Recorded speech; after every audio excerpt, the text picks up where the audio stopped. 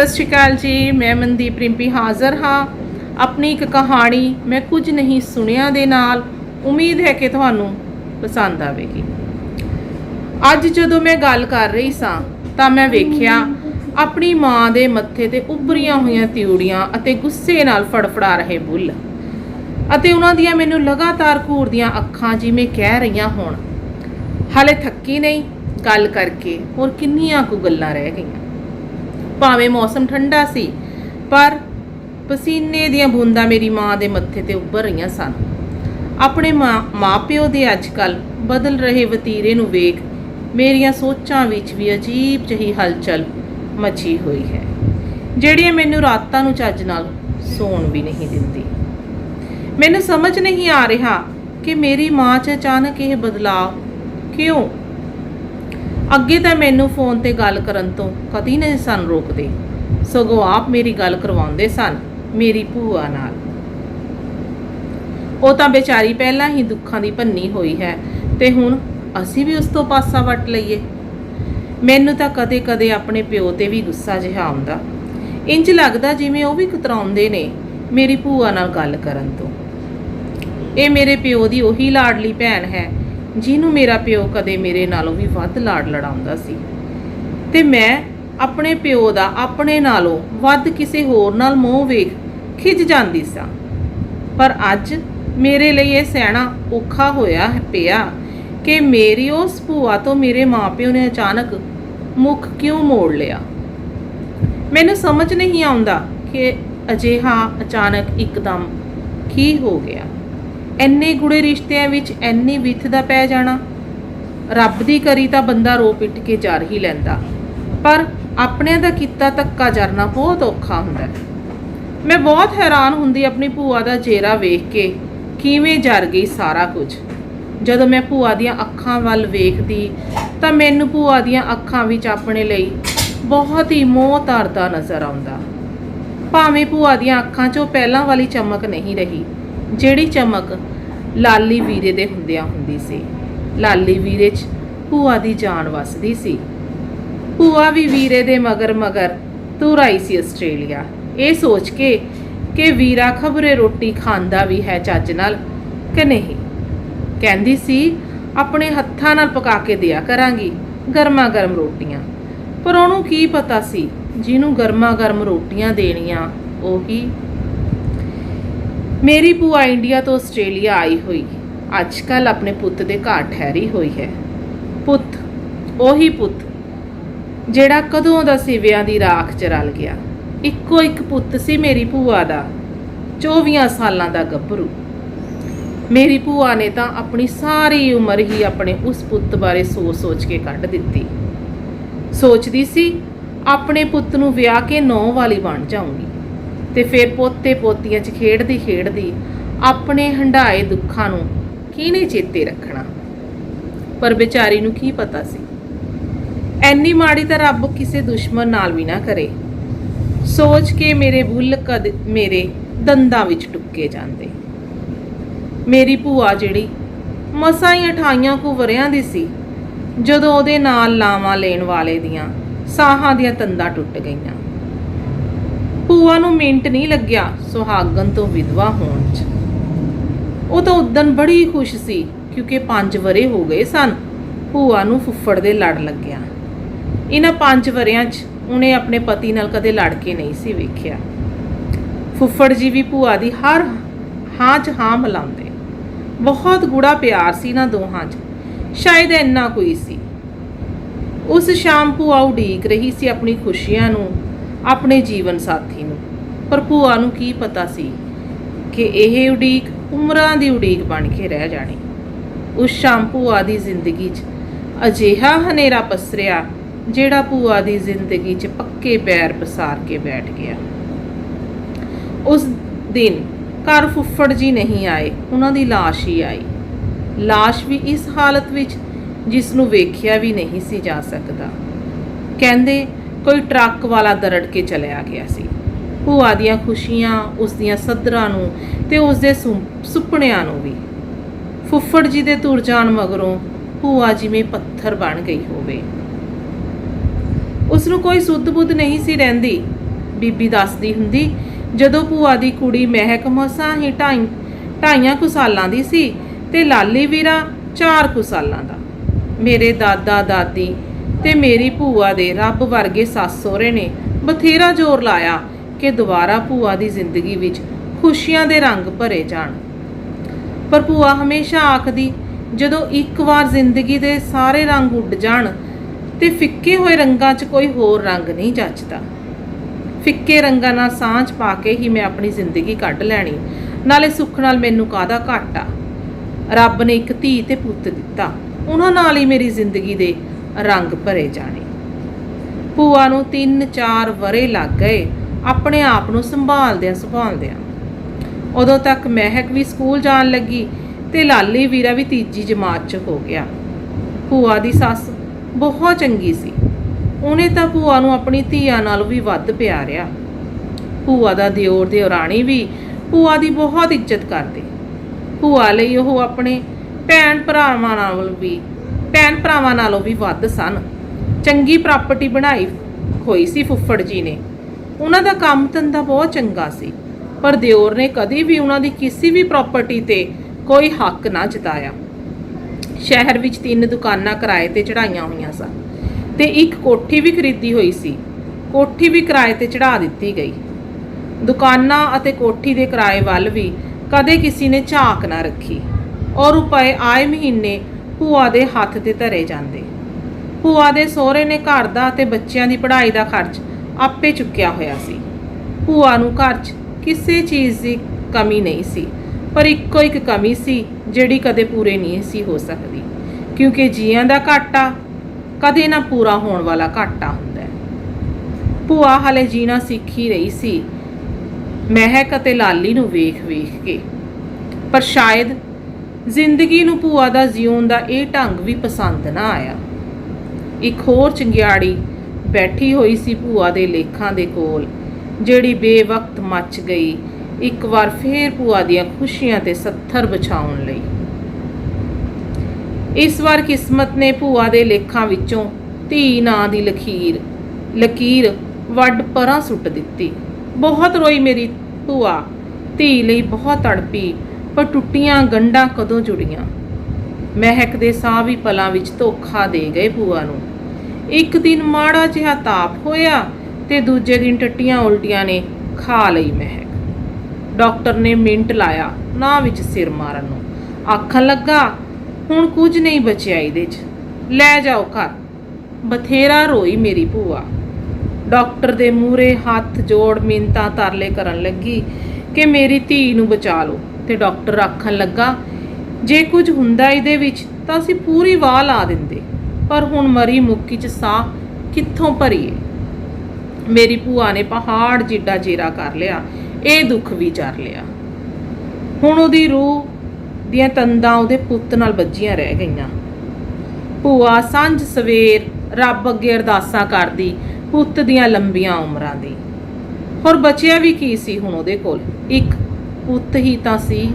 ਲਾਡਾਂ ਚਾਵਾਂ ਨਾਲ ਪੜ੍ਹਾਇਆ ਲਿਖਾਇਆ, 12ਵੀਂ ਕਰਵਾਈ। ਪੁੱਤ ਹੁਣ ਉਡਾਰ ਹੋ ਗਿਆ ਸੀ ਤੇ ਆਪਣੀਆਂ ਮਨਮਰਜ਼ੀਆਂ ਕਰਨੀਆਂ ਵੀ ਉਹਨੇ ਸਿੱਖ ਲਈਆਂ ਸਨ। ਭੂਆ ਦੇ ਮਾਪਿਓ ਤੇ ਵੱਡਾ ਭਰਾ ਯਾਨੀ ਮੇਰਾ ਪਿਓ ਆਸਟ੍ਰੇਲੀਆ ਵਸਦੇ ਸਨ। ਲਾਲੀ ਦੇ ਮਨ ਵਿੱਚ ਵੀ ਰੀਝਾਂ ਉੱਗ ਪਈਆਂ ਆਸਟ੍ਰੇਲੀਆ ਆਉਣ ਦੀਆਂ, ਭਾਵੇਂ ਭੂਆ ਹੋਰਾ ਹੱਕ ਵਿੱਚ ਨਹੀਂ ਸੀ ਆਪਣਾ ਘਰ-ਬਾਰ ਛੱਡ ਕੇ ਬਾਹਰ ਆਉਣ ਦਾ, ਪਰ ਜਵਾਨ ਪੁੱਤ ਦੀਆਂ ਰੀਝਾਂ ਮੋਹਰੇ ਬੇਬਸ ਹੋ ਕੇ ਹਾਮੀ ਭਰ ਹੀ ਦਿੱਤੀ।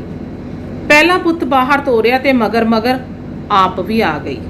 ਜਦੋਂ ਲਾਲੀ ਸਾਡੇ ਕੋਲ ਆਇਆ ਉਦੋਂ ਮੇਰੇ ਮਾਪਿਓ ਬਹੁਤ ਖੁਸ਼ ਸਨ। ਉਦੋਂ ਹੀ ਕਿਉਂ, ਉਸ ਤੋਂ ਪਹਿਲਾਂ ਵੀ ਮੇਰੇ ਮਾਪਿਓ ਮੇਰੀ ਭੂਆ ਨੂੰ ਬਹੁਤ ਮੋਹ ਕਰਦੇ ਸਨ। ਕੋਈ ਦਿਨ ਅਜਿਹਾ ਨਹੀਂ ਸੀ ਲੰਘਦਾ ਜਿੱਦਣ ਭੂਆ ਨਾਲ ਫੋਨ ਤੇ ਗੱਲ ਨਾ ਹੋਈ ਹੋਵੇ।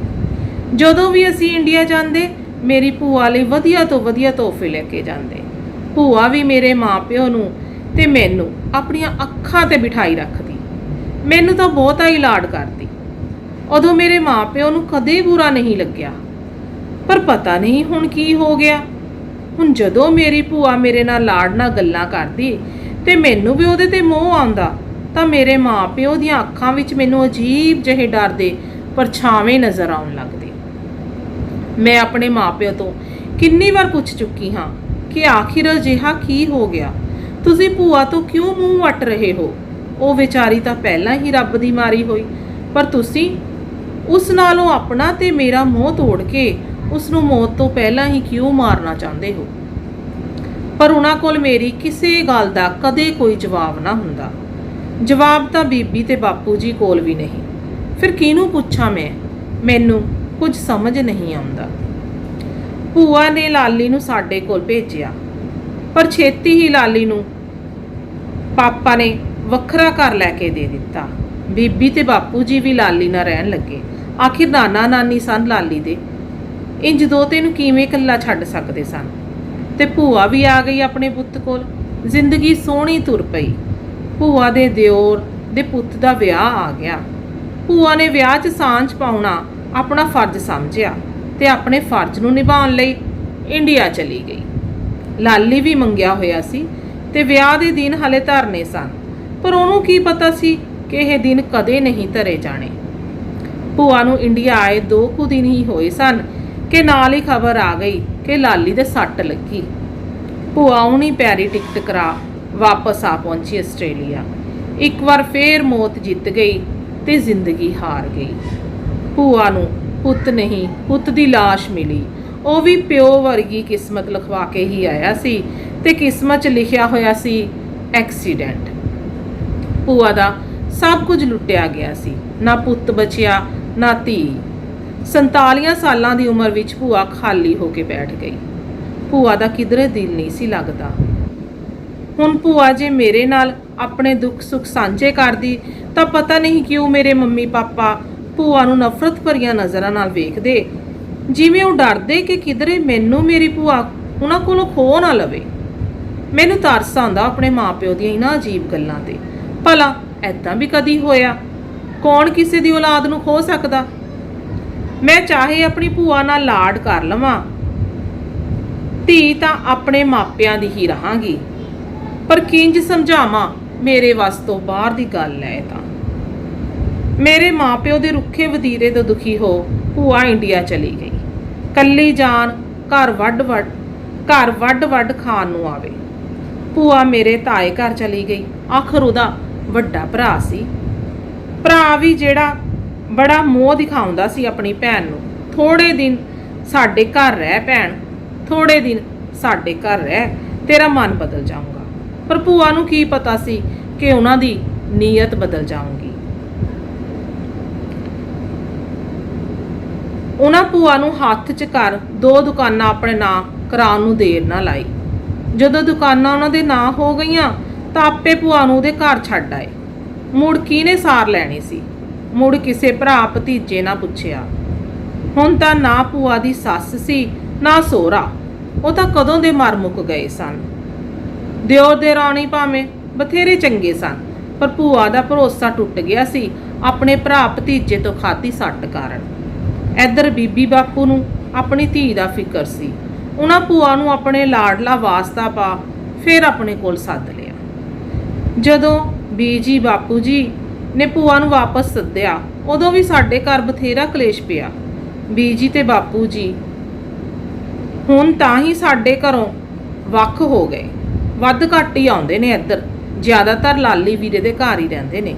ਉਂਝ ਵੀ ਲਾਲੀ ਵੀਰੇ ਦੀਆਂ ਯਾਦਾਂ ਵਸੀਆਂ ਹੋਈਆਂ ਨੇ ਉਸ ਘਰ ਵਿੱਚ। ਜਦੋਂ ਵੀ ਮੈਂ ਉੱਧਰ ਜਾਣ ਦੀ ਗੱਲ ਕਰਦੀ ਤਾਂ ਮੰਮੀ ਪਾਪਾ ਮੈਨੂੰ ਝਿੜਕ ਕੇ ਆਖਦੇ, ਨਹੀਂ ਜਾਣਾ ਉੱਧਰ, ਕੀ ਕਰਨ ਜਾਣਾ ਹੈ, ਆਪਣਾ ਕੰਮ ਕਰ। ਮੇਰਾ ਜੀ ਕਰਦਾ ਕਿ ਮੈਂ ਉਹਨਾਂ ਨੂੰ ਪੁੱਛਾਂ ਕਿ ਆਖਰ ਕੀ ਗੱਲ ਹੈ, ਪਰ ਉਹਨਾਂ ਦੇ ਚਿਹਰੇ ਵੇਖ ਮੇਰੇ ਮਨ ਵਿੱਚ ਆਏ ਅਨੇਕਾਂ ਪ੍ਰਸ਼ਨ ਮੇਰੇ ਗਲੇ ਵਿੱਚ ਹੀ ਡੁੱਬ ਜਾਂਦੇ। ਮੈਂ ਚੁੱਪੀ ਵੱਟ ਲੈਂਦੀ। ਕਦੀ ਮੈਂ ਸੋਚਦੀ ਕਿ ਮੇਰੇ ਤਾਏ ਵੱਲੋਂ ਭੂਆ ਤੋਂ ਹਥਿਆਈਆਂ 2 ਦੁਕਾਨਾਂ ਕਾਰਨ ਹੀ ਤਾਂ ਨਹੀਂ ਇਹ ਵਿੱਥ ਪੈ ਗਈ ਰੂਹਾਂ 'ਚ। ਪਰ ਫੇਰ ਸੋਚਦੀ, ਨਹੀਂ, ਮੇਰੇ ਮਾਪਿਓ ਨੂੰ ਕਿਹੜੇ ਪੈਸੇ ਦਾ ਘਾਟਾ, ਬਥੇਰੀ ਪ੍ਰਾਪਰਟੀ ਉਹਨਾਂ ਕੋਲ। ਉਹ ਤਾਂ ਆਪ ਤਾਏ ਨਾਲ ਨਾਰਾਜ਼ ਨੇ ਕਿ ਉਹਨੇ ਭੈਣ ਨਾਲ ਬੇਈਮਾਨੀ ਕੀਤੀ। ਕਿੱਥੇ ਲੈ ਕੇ ਜਾਣੀ ਜ਼ਮੀਨ ਜਾਇਦਾਦ ਕਿਸੇ ਦਾ ਦਿਲ ਦੁਖਾ ਕੇ। ਇੰਨਾ ਤਾਂ ਮੈਨੂੰ ਵੀ ਭਰੋਸਾ ਆਪਣੇ ਮਾਪਿਓ ਤੇ ਕਿ ਉਹ ਕਿਸੇ ਨਾਲ ਬੇਈਮਾਨੀ ਨਹੀਂ ਕਰ ਸਕਦੇ। ਪਰ ਮੈਂ ਆਪਣੀਆਂ ਸੋਚਾਂ ਦੀਆਂ ਤੰਦਾਂ ਨੂੰ ਕੀ ਕਰਾਂ ਜਿਨ੍ਹਾਂ ਵਿੱਚ ਮੈਂ ਦਿਨ ਰਾਤ ਉਲਝਦੀ ਜਾਂਦੀ ਹਾਂ। ਅੱਜ ਮੈਂ ਬਿਨਾਂ ਕਿਸੇ ਨੂੰ ਦੱਸਿਆਂ ਬੀਬੀ ਬਾਪੂ ਜੀ ਨੂੰ ਮਿਲਣ ਜਾਣ ਬਾਰੇ ਸੋਚ ਰਹੀ ਸੀ। ਕਦੀ ਸੋਚਦੀ ਜਾਵਾਂ, ਫਿਰ ਸੋਚਦੀ ਛੱਡ ਪਰਾਂ, ਘਰ ਵਿੱਚ ਕਲੇਸ਼ ਹੋਊਗਾ, ਕੀ ਫਾਇਦਾ। ਫਿਰ ਸੋਚਿਆ ਜ਼ਰੂਰੀ ਦੱਸਣਾ ਕਿ ਬੀਬੀ ਬਾਪੂ ਜੀ ਕੋਲ ਜਾ ਰਹੀ ਹਾਂ, ਕਹਿ ਦਿਆਂਗੀ ਆਪਣੀ ਸਹੇਲੀ ਦੇ ਘਰ ਚੱਲੀ ਹਾਂ। ਮੈਂ ਆਪਣੇ ਮਨ ਦੀ ਗੱਲ ਮੰਨ ਲਈ ਅਤੇ ਆਪਣੀ ਮੰਮੀ ਨੂੰ ਦੱਸਿਆ ਕਿ ਮੈਂ ਆਪਣੀ ਸਹੇਲੀ ਹਰਜੋਤ ਨੂੰ ਮਿਲਣ ਜਾ ਰਹੀ ਹਾਂ। ਮੈਂ ਬੀਬੀ ਬਾਪੂ ਜੀ ਕੋਲ ਪਹੁੰਚ ਗਈ। ਭੂਆ ਕੋਲ ਲਾਲੀ ਵੀਰੇ ਦੀ ਮੰਗੇਤਰ ਆਈ ਹੋਈ ਸੀ। ਮੈਂ 2 ਮਿੰਟ ਉਹਨਾਂ ਕੋਲ ਬੈਠੀ, ਮੇਰਾ ਮਨ ਭਰ ਆਇਆ। ਮੈਂ ਸੋਚਿਆ ਬੀਜੀ ਬਾਪੂ ਜੀ ਕੋਲ ਜਾ ਕੇ ਬੈਠਦੀ ਹਾਂ। ਮੈਂ ਉਹਨਾਂ ਨੂੰ ਸਰਪ੍ਰਾਈਜ਼ ਦੇਣ ਦੇ ਇਰਾਦੇ ਨਾਲ ਦਰਵਾਜ਼ੇ ਦੇ ਬਾਹਰ ਹੀ ਖੜ ਗਈ ਤੇ ਸੋਚਣ ਲੱਗੀ ਕਿ ਕੀ ਕਹਾਂ। ਮੈਂ ਬੀਜੀ ਬਾਪੂ ਜੀ ਦੀਆਂ ਜਿਹੜੀਆਂ ਗੱਲਾਂ ਸੁਣੀਆਂ ਉਹਨਾਂ ਮੈਨੂੰ ਹਿਲਾ ਕੇ ਰੱਖ ਦਿੱਤਾ। ਮੇਰੀਆਂ ਸੋਚਾਂ ਦੀਆਂ ਤੰਦਾਂ ਮੇਰੇ ਦਿਲ ਦਿਮਾਗ ਨਾਲ ਉਲਝ ਗਈਆਂ। ਮੈਨੂੰ ਇੰਜ ਲੱਗਿਆ ਜਿਵੇਂ ਮੇਰੇ ਪੈਰਾਂ ਥੱਲਿਓਂ ਕਿਸੇ ਨੇ ਜ਼ਮੀਨ ਖਿੱਚ ਲਈ ਹੋਵੇ। ਮੈਂ ਪਛਤਾ ਰਹੀ ਸਾਂ ਉਸ ਘੜੀ ਨੂੰ ਜਦੋਂ ਮੈਂ ਘਰੋਂ ਤੁਰੀ ਸਾਂ।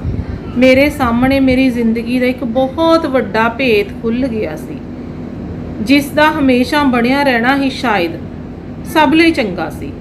ਮੈਨੂੰ ਅੱਜ ਸਮਝ ਆ ਗਈ ਸੀ ਆਪਣੇ ਮਾਂ-ਬਾਪ ਦੀਆਂ ਅੱਖਾਂ ਵਿਚਲੇ ਡਰ ਦੀ। ਉਹਨਾਂ ਦਾ ਡਰ ਸੱਚਾ ਸੀ।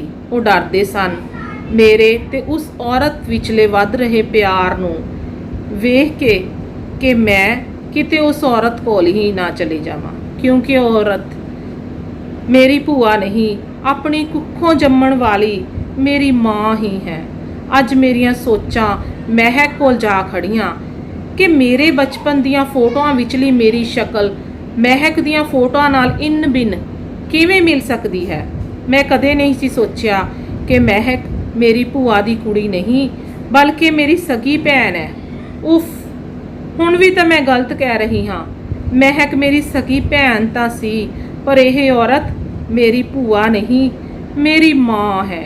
ਕਿੱਡਾ ਜਿਗਰਾ ਇਸ ਔਰਤ ਦਾ। ਇਸ ਔਰਤ ਨੇ ਆਪਣੇ ਬੇਔਲਾਦ ਭਰਾ ਨੂੰ ਔਲਾਦ ਹੋਣ ਦਾ ਮਾਣ ਬਖਸ਼ਿਆ ਤੇ ਕਦੇ ਹੱਕ ਵੀ ਨਹੀਂ ਜਿਤਾਇਆ ਆਪਣੀ ਇੱਕੋ ਇੱਕ ਬਚੀ ਔਲਾਦ ਤੇ। ਅੱਜ ਮੈਂ ਸੁਣ ਲਈਆਂ ਆਪਣੀ ਕਿਸਮਤ ਨਾਲ ਜੁੜੀਆਂ ਹੋਈਆਂ ਸਾਰੀਆਂ ਗੱਲਾਂ। ਮੇਰੇ ਪਿਓ ਨੂੰ ਡਾਕਟਰ ਨੇ ਜਵਾਬ ਦੇ ਦਿੱਤਾ ਸੀ ਕਿ ਕਦੀ ਬਾਪ ਨਹੀਂ ਬਣ ਸਕਦਾ, ਪਰ ਮੇਰੀ ਇਸ ਮਾਂ ਨੂੰ ਜਦੋਂ ਪਤਾ ਲੱਗਿਆ ਕਿ ਉਸ ਦੀ ਕੁੱਖ ਵਿੱਚ ਜੁੜਵਾ ਬੱਚੇ ਨੇ ਆਪਣੇ ਭਰਾ ਨੂੰ ਇੱਕ ਬੱਚਾ ਦੇਣ ਦਾ ਵਾਅਦਾ ਦਿੱਤਾ ਤੇ ਪੁਗਾਇਆ ਵੀ, ਕਿਸੇ ਨੂੰ ਕੰਨੋਂ ਕੰਨ ਖਬਰ ਵੀ ਨਾ ਹੋਣ ਦਿੱਤੀ। ਮੈਂ ਵੀ ਹਮੇਸ਼ਾ ਹੈਰਾਨ ਹੁੰਦੀ ਸਾਂ ਕਿ ਮਹਿਕ ਦਾ ਤੇ ਮੇਰਾ ਜਨਮ ਦਿਨ ਇੱਕੋ ਦਿਨ ਆਉਂਦਾ ਹੈ। ਮੈਨੂੰ ਕੀ ਪਤਾ ਸੀ ਕਿ ਕਿਉਂ ਇੱਕੋ ਦਿਨ ਆਉਂਦਾ ਹੈ, ਪਰ ਅੱਜ ਪਤਾ ਲੱਗ ਗਿਆ। ਪਰ ਹੁਣ ਮੈਂ ਕੀ ਕਰਾਂ? ਆਪਣੀ ਇਸ ਮਾਂ ਨੂੰ ਵੇਖਾਂ ਜਿਨੇ ਮੈਨੂੰ 9 ਮਹੀਨੇ ਆਪਣੀ ਕੁੱਖ ਵਿੱਚ ਰੱਖਿਆ, ਜਾਂ ਉਸ ਮਾਂ ਨੂੰ ਜਿਨੇ ਮੇਰੀਆਂ ਅੱਖਾਂ ਵਿੱਚ ਕਦੀ ਅੱਥਰੂ ਨਹੀਂ ਆਣ ਦਿੱਤੇ, ਜਾਂ ਉਸ ਪਿਓ ਨੂੰ ਜਿਹੜਾ ਮੇਰੇ ਇੱਕ ਝਰੀਟ ਵੱਜਣ ਤੇ ਆਪਣੇ ਸਾਰੇ ਕੰਮਕਾਰ ਛੱਡ ਦਿਨ ਰਾਤ ਮੇਰੇ ਕੋਲ ਬੈਠਣ ਲਈ ਤਿਆਰ ਹੋ ਜਾਂਦਾ। ਉਹਨਾਂ ਦੀ ਦੁਨੀਆ ਤਾਂ ਮੇਰੇ ਦੁਆਲੇ ਹੀ ਘੁੰਮਦੀ ਹੈ। ਮੈਂ ਉਹਨਾਂ ਨੂੰ ਕਿਵੇਂ ਛੱਡ ਸਕਦੀ ਹਾਂ? ਅੱਜ ਮੇਰੇ ਹੱਥ ਵੱਸ ਕੁਝ ਨਹੀਂ। ਮੈਂ ਸਭ ਕੁਝ ਕਿਸਮਤ ਤੇ ਛੱਡ ਰਹੀ ਹਾਂ, ਪਰ ਮੈਂ ਆਪਣੇ ਆਪ ਨਾਲ ਇੱਕ ਵਾਅਦਾ ਵੀ ਕਰ ਰਹੀ ਹਾਂ ਕਿ ਮੈਂ ਇਸ ਔਰਤ ਨੂੰ ਭਾਵੇਂ ਕਦੀ ਮਾਂ ਨਾ ਹੀ ਕਹਾਂ, ਪਰ ਹਮੇਸ਼ਾ ਇਸ ਔਰਤ ਨੂੰ ਆਪਣੀ ਉਸ ਮਾਂ ਵਾਂਗੂ ਆਦਰ ਮਾਣ ਦਿਆਂਗੀ ਜਿਸ ਨੇ ਮੈਨੂੰ ਇਸ ਦੁਨੀਆ 'ਚ ਵਿਚਰਨਾ ਸਿਖਾਇਆ। ਮੈਂ ਆਪਣੇ ਮਨ ਨੂੰ ਪੱਕਾ ਕਰ ਲਿਆ ਕਿ ਮੈਂ ਕੁਝ ਨਹੀਂ ਸੁਣਿਆ, ਮੈਨੂੰ ਕੁਝ ਨਹੀਂ ਪਤਾ ਬੀਬੀ ਬਾਪੂ ਜੀ ਕੀ ਗੱਲਾਂ ਕਰ ਰਹੇ ਨੇ। ਮੈਂ ਜ਼ਰੂਰੀ ਫੋਨ ਕਾਲ ਦਾ ਬਹਾਨਾ ਲਾ ਆਪਣੀ ਭੂਆ ਨੂੰ ਸਤਿ ਸ਼੍ਰੀ ਅਕਾਲ ਬੁਲਾ ਆਪਣੇ ਘਰ ਵੱਲ ਤੁਰ ਪਈ। ਸਤਿ ਸ਼੍ਰੀ ਅਕਾਲ ਜੀ। ਚੌਹਾਨ ਇੰਟਰਟੇਨਮੈਂਟ ਤੁਹਾਡਾ ਆਪਣਾ, ਤੁਹਾਡੇ ਲਈ।